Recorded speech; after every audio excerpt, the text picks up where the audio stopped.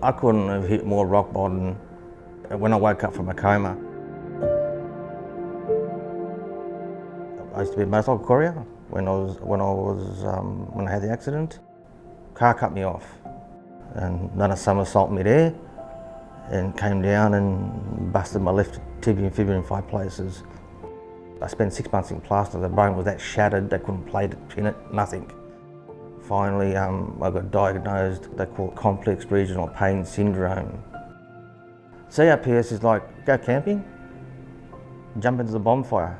Extreme pain, ongoing, no cure. Joe was admitted to hospital. He had a lot going on for him at that point in his life. 12, 14 days in a coma.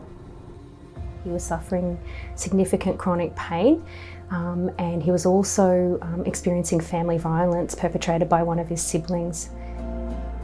Look, my brother's a meth addict, he has been for a long time. He's addicted to meth, he's addicted to whatever can get him high. You know what I mean? So I'm dealing with my mental health, my pain, and I've got to deal with him on top. IVOs, trying to keep him away from me. He came in with me with a tomahawk axe. With Joe's particular case, and cases like Joe's, often that will get flagged pretty early on in an admission, and actually a referral went into social work from our nursing colleagues. So Joe had disclosed that things weren't great at home for him.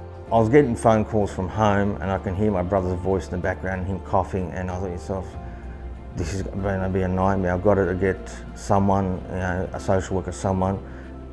There is a lot of pressure on making sure that we get discharges right and that they're safe and they're in a timely manner. So that's when we involved May from Inner Melbourne Community Legal, and it made all the difference. We were able to plan for his safe discharge, and so what we did was, on the day that it was going to be medically safe for Joe to be discharged from hospital, we arranged for an urgent appointment to be made at the Magistrates Court for him to vary the intervention order on that day. Here I am, I pulled through. I'm worried about losing the house. I'm worried about where I'm going to sleep. The whole 9 yards, that's a lot to deal with. Fortunately, Joe was able to be taken straight from the hospital to the court, where the magistrate agreed to vary the order so that his brother was no longer able to remain at that home, and Joe was then able to return safely home and focus on his recovery. In situations like this, when people are in crisis, it's often the social workers that are able to pick up on those issues and also identify that psychosocial issue may also have a legal component, and then that's when our legal service can come in and assist patients at the hospital. Social workers, while we've got expertise in a lot of areas, legal areas is not one of them. So while we can recognise that someone might be experiencing legal difficulties, we don't have the capacity to be able to help people in those areas. If Joe hadn't have been linked in with Inner Melbourne Community Legal, I'm actually not quite sure what would have happened. Our reason for operating is to bridge that gap between people that have a legal problem and haven't sought legal help. A lot of the patients that we see at the hospital, they might be living with a mental illness. We're also seeing a growing number of patients who are experiencing elder abuse, and so we're able to help them explore the options legally that may assist them in that situation. We've recently released an evaluation of our work here at the hospital. 43% of the patients that we saw here were homeless or at risk of homelessness at the time of the appointment. Over a third were experiencing family violence, and 3/4 were living with some form of a disability.